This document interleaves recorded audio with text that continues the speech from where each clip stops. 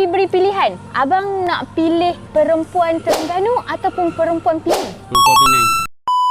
Assalamualaikum abang. Waalaikumsalam warahmatullahi. Abang nama apa? Aiman, Dari mana? pada Terengganu. Okey, abang first time main dekat Effect Burger ke ataupun dah pernah main? First time. Abang makan burger apa? Triple cheeseburger. Rasa macam mana? Okey, memang sedap ah. Sebab sebelum ni pun tak pernah mari. Ni Okey. pun dia bawa main sini. Boleh bagi rate dekat saya berapa? Per 10? 9/10 lah.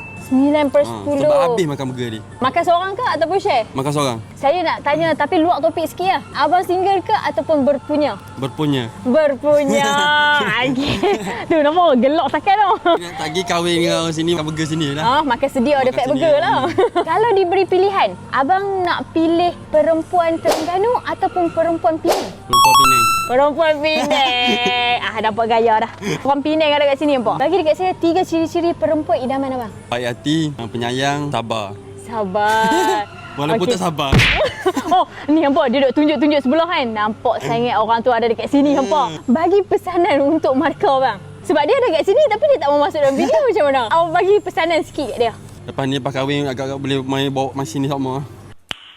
Nice. Bawa main sini sok mall. Dengar tu.